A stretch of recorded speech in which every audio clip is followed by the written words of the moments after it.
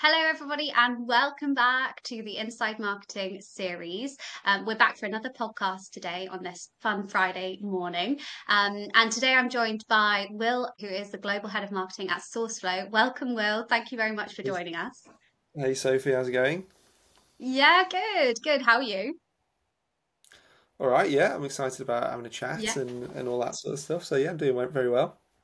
Good, good. No, thank you very much for taking the time. We really appreciate it. I mean, I think the crux of being a head of marketing is that it's a very, very busy role. So it's actually quite fantastic that so many people are willing to give an hour out of that day to come and be on the podcast. So yeah, we really appreciate it. Thank you. No, it's my pleasure. Looking forward to speaking about all the stuff we've got planned.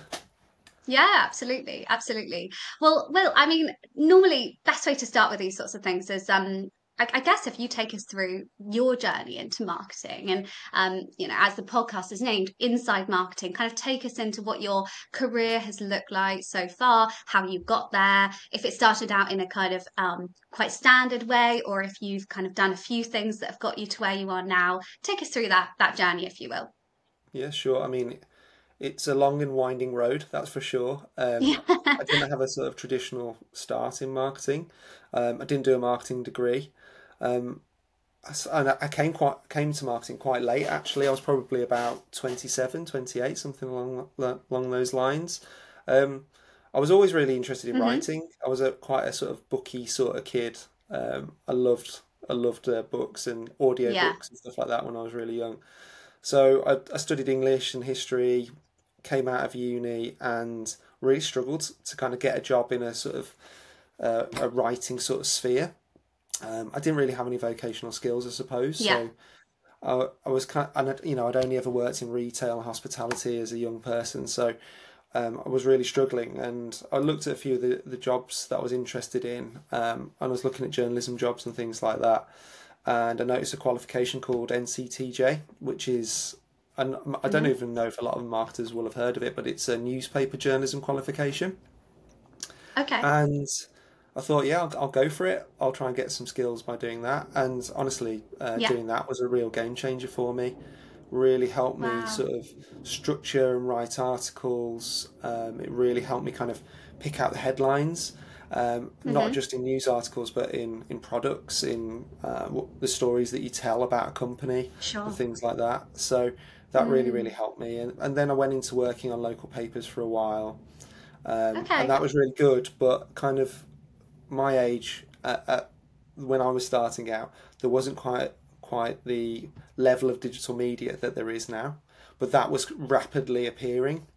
So local papers were Mm. really struggling. So I thought, you know what, I'm going to go freelance and become a copywriter. And I started Okay. picking up lots of kind of random copywriting gigs. Started doing lots of blogging and started being asked to do quite a lot of SEO, sort of what SEO optimized blogging. And through that, um, got a shared space in a web agency and started doing more and more digital marketing bits of copywriting and things like that. And Nice. from there, progressed and went in house. And Hmm. you know what? Actually, that kind of foundation of being a freelance copywriter was really good because I really learned to own what I was doing. The Yeah. deadlines meant were so important because it was about whether you get paid or not. The quality was Yeah. really important was because it was all about whether you get repeat work. So when I went in house, it really helped me push forward.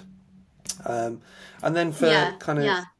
7 or 8 years, I've been kind of working in B2B marketing, sort of around professional services, so legal, recruitment, technology, and back and forth. I worked in a fintech company as well. So my first kind of main Wow. digital marketing job was for a tech recruiter slash Microsoft reseller called Crimson, and that was kind of as a marketing exec a really great opportunity because they really I suppose invested in me and saw my potential and really built me up. And they paid Yeah. for me to do a CIM qualification, which was a massive game changer as well. It really helped Yeah. me speak on a strategic level to senior stakeholders and gave me a lot of frameworks that I needed to do analysis and build marketing strategies and things like that. So From there, Yeah. I kind of got my first marketing manager job for a small fintech startup, which then got bought by a massive trading company, a unicorn called eToro. Okay. And then I went back Yeah. into recruitment to launch a marketing team for quite a large recruitment agency in Manchester, tech recruiter predominantly, called Oscar, and built that team from 0 to 7 heads, expanded it internationally over to America, and Wow. then was kind of really enjoyed that journey, and then looking to kind of maybe get back into the technology side of things. So I've always been a little Mm. bit techy, and I noticed a position advertised for a SaaS company, SourceFlow, which is where I work now. And Yeah. I saw it as a great opportunity because we we are a recruitment marketing platform that builds websites and marketing tools for recruitment Mm. companies. So effectively, I'm marketing to me now. Yeah. So I saw Wow. that as a Yeah, it's amazing. really kind of a way that I could add value and try something a bit different. Yeah. And that's where I am today. I've been there for Wow. about just over 6 months, and I'm really enjoying it.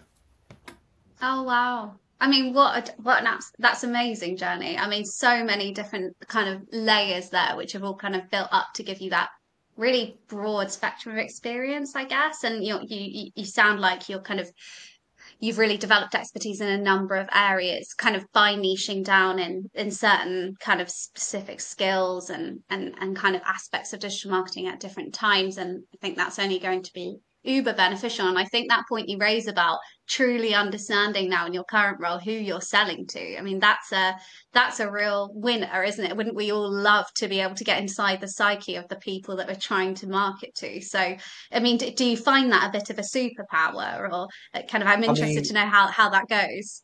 I mean, I wouldn't be like I wouldn't be arrogant enough to say like I've got a superpower, of course, but Okay. it's definitely helpful. It's definitely helpful in terms of one, sort of how we position our messaging. Hmm. Put my teeth back in, and I think also in terms of product development. In my role, I sit on Yeah, the product meetings with the CTO, the CEO, sure. and we're all talking about what recruitment marketers want every day. And I can sort of say, well, Yeah. having worked in 2 recruitment companies, I think we need to position our new analytics dashboard like this. These are the actual reports Mm, that they want to take to their senior stakeholders to get buy-in. yeah. So I think it's certainly been invaluable, and I would hope my bosses would say the same. Yeah, yeah, I'm sure. Yeah, and that I think that's a real challenge for people who haven't sat on the other side of the table, which is probably most marketers, really, because most marketers, Mm. would be lucky maybe to have worked in the industry that then they kind of flip to and market to. And that can be really difficult because I think a lot of what we talk about on the podcast is often where marketing can go wrong is us having quite a fixed idea about what it is that our customers and our prospects want and what they are looking for, because we see the world through the lens of, oh, but this is a fantastic feature of the product, or this bit's really new and nobody else does this. And so we can really Mm. put that bias on it. And actually, the customer doesn't really care. And so it can be a challenge, can't it, to see the wood through the trees if you haven't worked in that industry before. 100%, and I see it quite often. And I was actually speaking on this topic to somebody else yesterday, where I think internal language from an organisation can creep in to copy. And Yes. I mean, when I worked in-house in a recruitment agency, they've got a lot of in-house terms like the contractors, the recruiters that hired contractors, like tech contractors into businesses. Mm, They would call themselves the contracts team. Now, contracts right. team could be construed in so many different. It could be the legal department, you know, um, Absolutely. Yeah.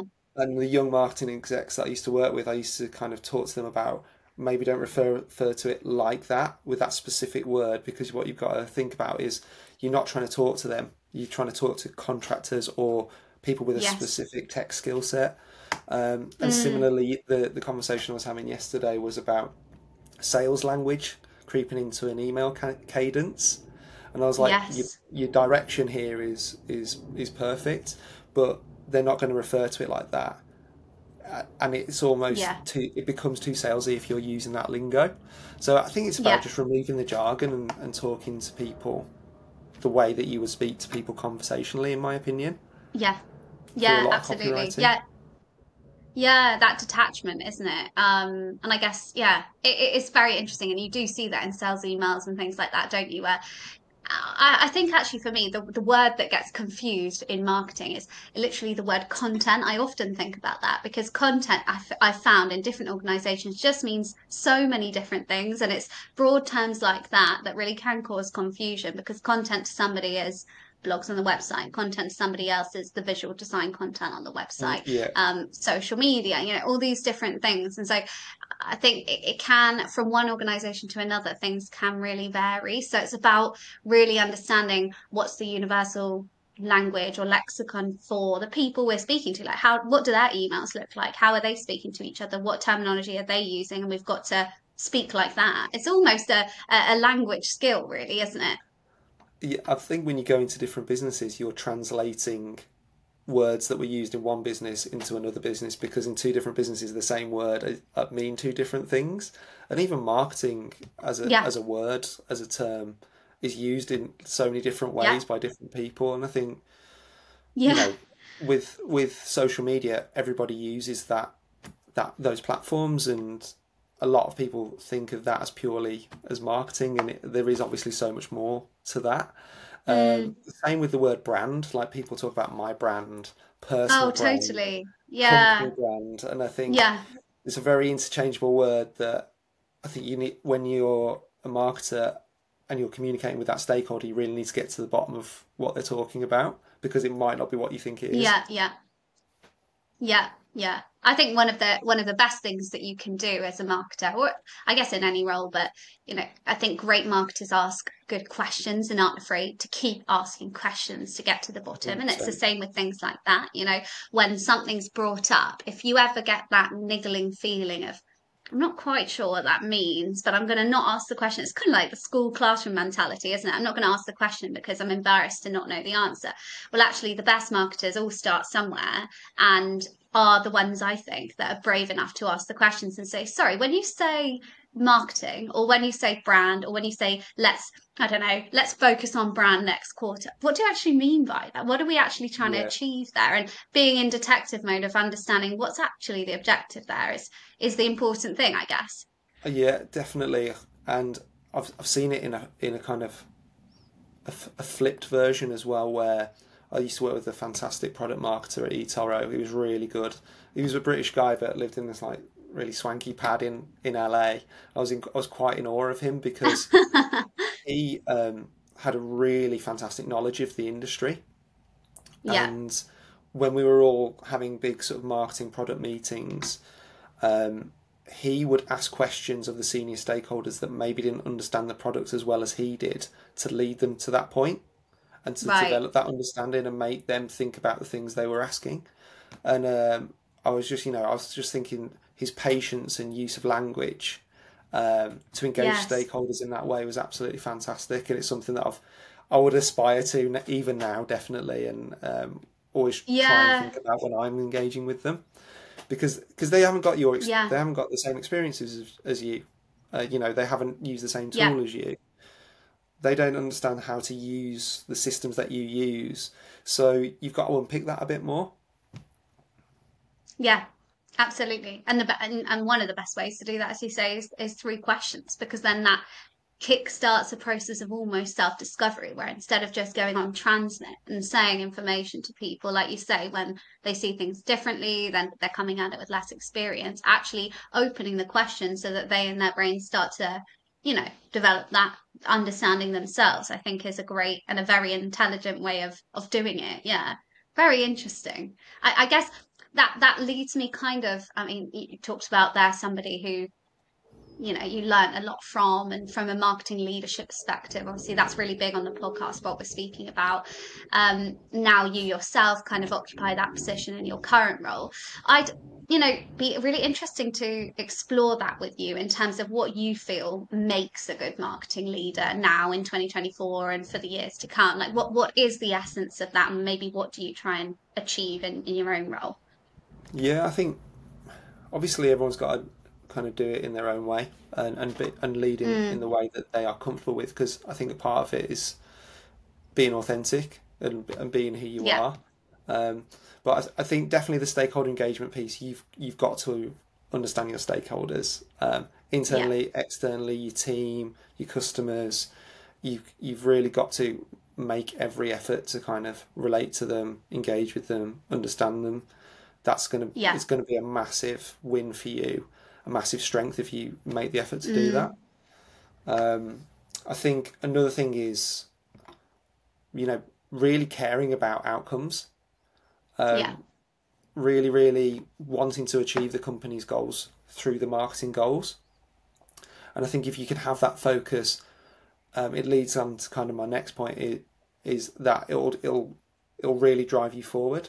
But I think Mm, the other bit of that as well is being creative and enjoying creativity to reach yeah. those goals. Yeah.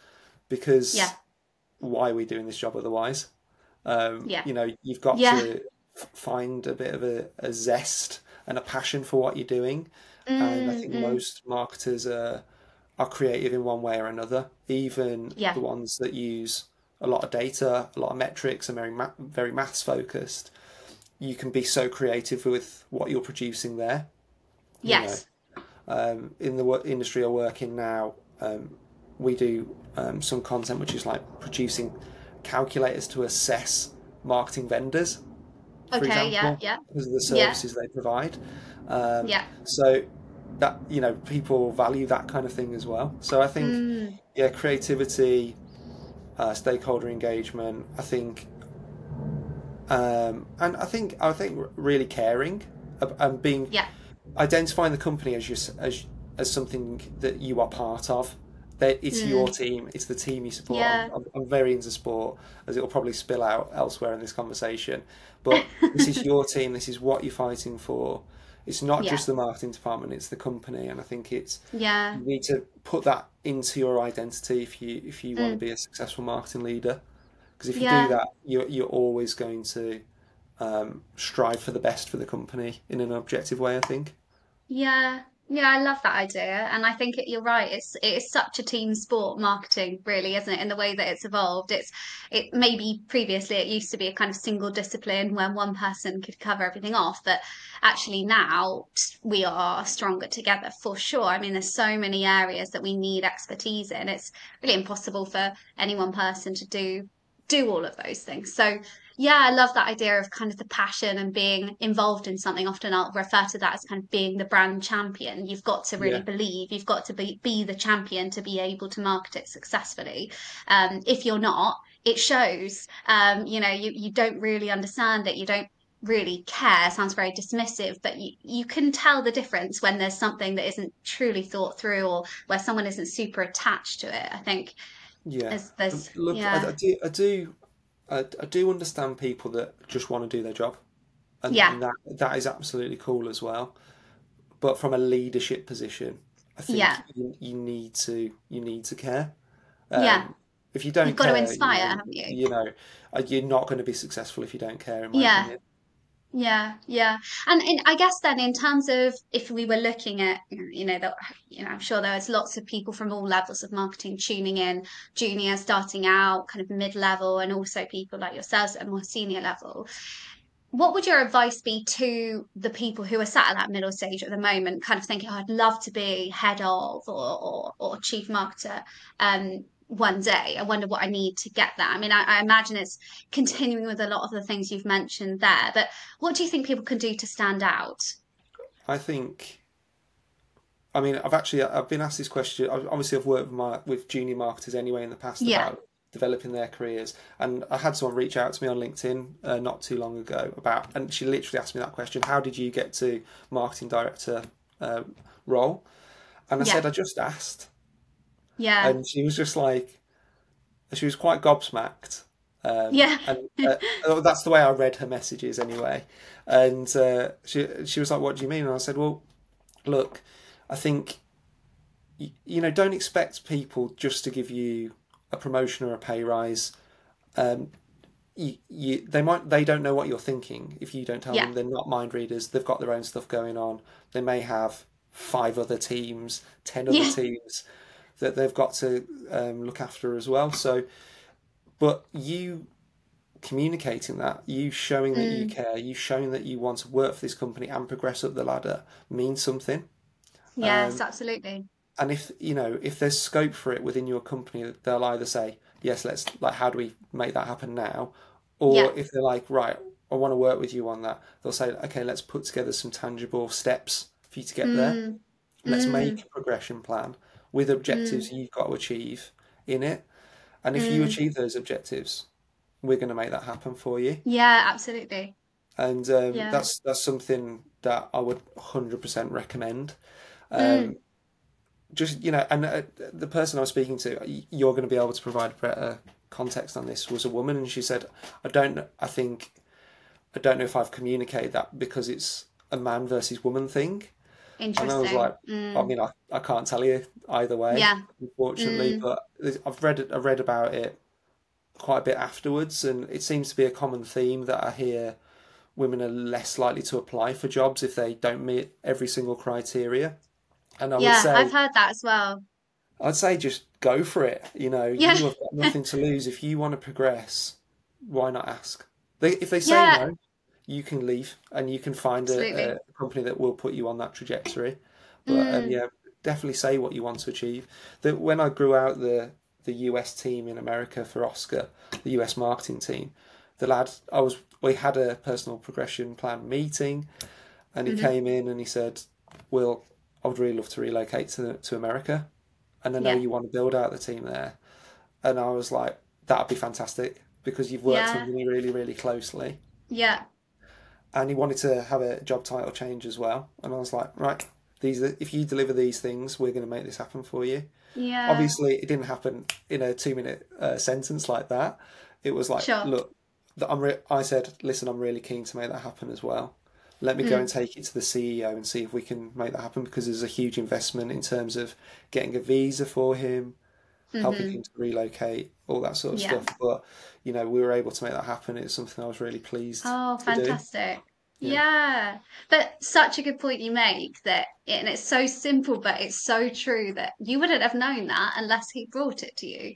yeah, So the key piece of advice is say what you have in your mind, say what your North Star, your success looks like, because for everybody it's very different. I think often we can get stuck in a rut that, well, obviously they'll know that because isn't it natural that I'd want to move to America, or is it natural that I'd want to be chief head of marketing? Well, not everybody wants that. yeah. So if you do, put your hand up, and if the conditions are right, as you say, then there's no reason why a plan couldn't be made to try and achieve that. So yeah, and I think what you say about the women applications for jobs, etc. I think that's definitely some truth in that, and I think it's a shame. And I think one thing that I would urge people to do is to dispel that myth or that imposter syndrome in your own head is have a look at your current job description, because I think often we'll look at job descriptions and we'll think, oh gosh, I could never do that, or oh, there's one or two points on there that they're saying is really required and I'm not sure if I quite hit the nail. But actually, in every job, I think there's that. And of course, a job description is an ideal. Um, but you may have things that are far greater weight than other people on that list. So have the confidence in yourself, sort of thing. Oh yeah. I think as well. I would take some job descriptions with a pinch of salt Yeah. because I would honestly say it's been my experience that Mm. you don't truly know a company until you've got under the bonnet of that company and you know what they value, Yes. and you know how they have traditionally done marketing in the past and how they communicate and these sorts of things. So the job description is not a contract. It is a Mm. they might have written it on ChatGPT, you know. Yeah. So Likely. Yeah. I wouldn't take. I would. What I would do is look at the company and go, is that the sort of company that I could add value to? Yeah. As I was Yeah. saying about SourceFlow, look at it and go, look, I can really do something here. Actually, there's a story Mm. about kind of related to this when I joined Oscar. I saw the opportunity, applied for it, and they didn't get back to me, and I was just like, I was confident in my own CV, and I was like, I have done this job for Yeah. another tech recruiter, and I did a really good Yeah. job. And I knew my metrics, and I was like, I'm gonna like literally message the recruiter that her name was mentioned on the job ad and Nice. said, Yeah. um, I don't know whether you saw my application, but I'm really interested. Any chance? And then I Yeah. got the job. So, Wow. don't Yeah, look at don't be that. don't be disheartened if someone doesn't get back to you straight away. If you really think you can add value to that company, Mm, or you are already adding value and you think you could progress within that company, just give your boss a reason why. And yeah. if there's scope for it, they will invest in you and find a way to promote you. Yeah, absolutely. It's kind of the idea that be a bit different, kind of stand up where other people aren't standing, or just pop the message where other people might think, oh, I don't want to bother them, or I don't want to be too much, or all those we refer to it as head trash. We say that it's all kind of those thoughts that really have no space and no worth, they just pop in. I mean, dispel all of that and just, put yourself in front, put yourself out there. It's kind of the modern version of like sending your CV on a cake or all those ridiculous things that you used to see, isn't it? Yeah, yeah. I mean, I would say that like I am not the most confident person in the world or anything like that. I'm not. Mm, I'm just not that sort of character. But um, what have you got to lose? yeah, You know, you yeah, you you don't know that person. All you're doing is asking a question once. You yeah, know, if you yeah, minimize it down to that, and that could lead you to a whole heap of growth. And that's, yeah. in fact, that action did do that for me. I went in as marketing manager. I left as global Mm, marketing director. So amazing. I would say go and ask. And my other Yeah, point would be everything that I would recommend to young marketing people is get educated. In yeah, whatever you're interested in marketing, invest in yourself yeah, by doing that. I mentioned the CIM, that was great for me. I taught myself how to do SEO copywriting at the dawn yeah, of SEO copywriting starting, and um, that was massive for me. I went into a job interview, and you had to do your marketing task, which was write a blog, which was optimized for these keywords, right. and do a presentation about why you've done it the way you've done it. And I decided that they'd chosen the wrong keywords because I knew how to do keyword analysis. I Oh, taught myself how to do interesting. keyword analysis. This was for a Yeah. marketing assistant role. Okay, okay. And so I went in and I said, so I've written this blog. I Yeah, haven't used the keywords that you've provided. I've used these ones because these ones will actually help you rank better because they've got a higher search volume, and nice. the competitiveness is probably equal. Hmm. And he offered me the job in the interview. There and then. Oh, fantastic. So go and upskill yourself if you're interested in video. Go and fiddle around in video. Do CIM if that's what you care about. Yeah. Do PPC qualifications. Learn about all this stuff if it's going to help you. Mm, mm, Because I also think that you might have had negative experiences in education as a young person. Not everyone goes into marketing directly, right? yeah, And school, you have to go to school. But if you think, oh, I'd like to learn about that, you are going to put in so much more effort yeah, and you're going to yeah, care so much more because one, you're interested, and two, it's the career path it's your life path that yeah, you want to yeah, go down. So I would yeah. really say go and get educated in whatever interests you um, Mm. related to marketing because it will help you in the future. Yeah, yeah. I love that story. Yeah, and I think if anybody is looking for a bit of motivation early in their career or direction or a boost that you can do it, all you need is, some drive, upskilling and the dedication to kind of get involved. This is the episode, so hopefully you're tuned in. And I think that that's so nice for young people. I mean, I we're both into our careers now, but it must be daunting for those who are very much at the beginning of their career thinking, I'd like to get into marketing. How on earth do I start? And I think, like you say, doing some development, professional development, upskilling, doing courses. And I think that goes back to the idea of creativity that if you can find a way in that's really connected to something that you genuinely enjoy, whether that's video, photography, writing, anything like that, then you're going to be onto a winner because you'll love it. And then you can continue to apply that. I mean, I imagine you still rely on like your journalistic copywriting background even now, and yeah, it feels very present for you, even though it was very much at the beginning. I I like something I really value in a young marketing person is a bit of flair. like Yeah. they can do a bit of something with a flourish. Like it might be writing Yes. something, designing something, passion in their video. And yeah, so yeah, copywriting for me is somewhere where I get to put my flair.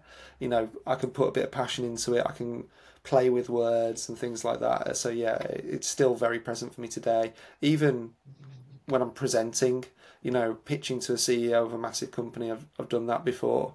And words matter for me. So yeah, copywriting really helps with that kind of thing.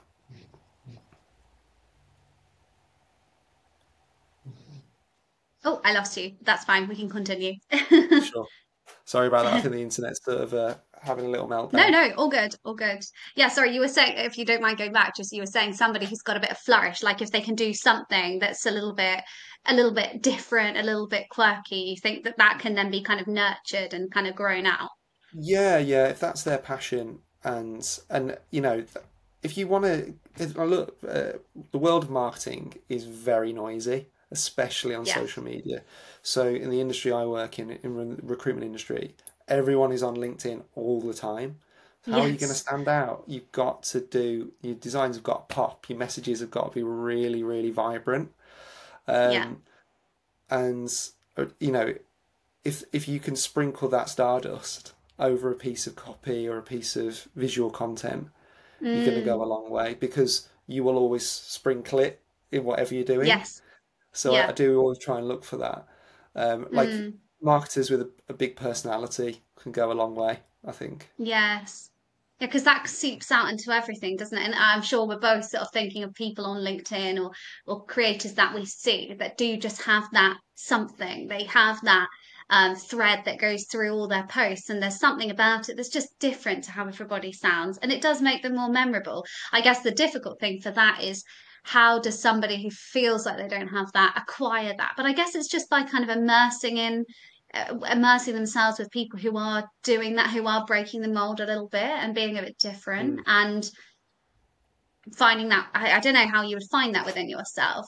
When when I work with junior marketing people, I really try Mm. to.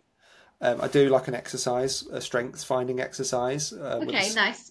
it's a really old business exercise book called Strengths Finder 2, I think it's called. It's by a big American consultancy company called Gallup. You may or Okay. may not have heard of it. Hmm. But I adapted. So basically, what you do is you do an online quiz, and it's reactive. You are not allowed to think of the answer. You just sort of press what you it's questions, and you press the answer that you think is most accurate to Okay. describe yourself, Okay, and it nice. pumps out this report, which is five strengths. Your five Yeah. strengths, what they are. And what I used to do was put them in a presentation when a new person started in my team and talk about that person's strengths. And it might be how they communicate. Are they just someone who's great at getting loads of tasks done? Because some people are Yeah. really brilliant at that. Are they someone who's fantastic at visualizing things? And Hmm. then at the end of the presentation, I would bring everyone's skills together on one slide and go, and this is our team, and this is what we've Oh, got together. wow. And Yeah. the point of doing it is go like, look, you should be confident because Mm. you are bringing this to the team. And I think that's a big thing is trying to bring out the confidence in someone because I think once they Yeah. do that, when you're worried about something, you tense up and you're never going to do it as smoothly and effortlessly and as beautifully as if you're relaxed, right? So if you can build Yeah. that confidence, they'll fly. Had a team member, and she was never done any events before she worked in my team. Yeah. And I remember the first one we did together, and our hands were shaking. And it Yeah. wasn't. All she had to do was set up and say hello to people, but not have to do really hard networking or anything like that. Make sure the Yeah. presentation and the live stream worked. Yeah. And she was terrified. And then I remember 18 months down the line, I said, "How was it?" And she's like, "Yeah, fine." Just like she'd Yeah, become that's so so blasé good. about it. And Yeah. I think it was our event that we'd had the highest attendees ever. She was Yeah. like, "Yeah, fine. It went really well." Wow. The Yeah. sales guys met lots of people, got a load of great content, bish bash bosh. Good for So her. That's so good. I think it's just going like you did an amazing job. Everyone had a fantastic time. We got a load of content from it. We got some leads from it. let's move forward, you know. So I Yeah. think it's just reflecting with people and building their confidence, and then Yeah. they can find their flair after that point. Yeah. Absolutely. Yeah, it's that sometimes what I say to people is people like that who maybe are nervous about things, like you say on the reflecting point, it's looking at what about looking at a have done list as opposed to always the to-do list. You know, we Oh, that's always nice. write the to-do list for the next day, but what about the have done list? Like you mentioned, she's pretty blasé about a huge achievement that she's just kind of achieved, and then she wrote all of those things down on the list and referred that back to how she was feeling at the beginning. So I think that, or the idea of looking at the out tray as well as the in tray, you know, look at what you've achieved, and that really gives the positive confidence boost. Some people do other things, don't they? They have a little file where they put all the successes in, little screenshots of things, and just refer back to it when you're thinking, oh, I can't do it. Well, look at everything else that you've done.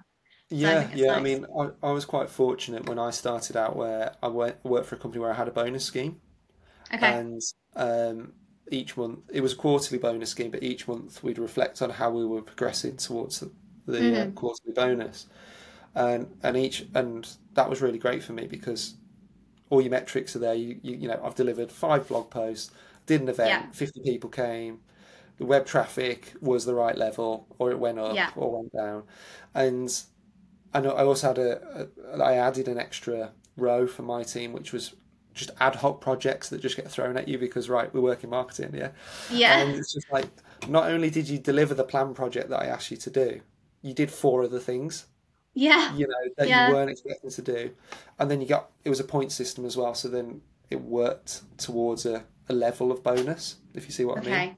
Cool. Yeah. The Yeah. more points you get, the Okay. more bonus you get.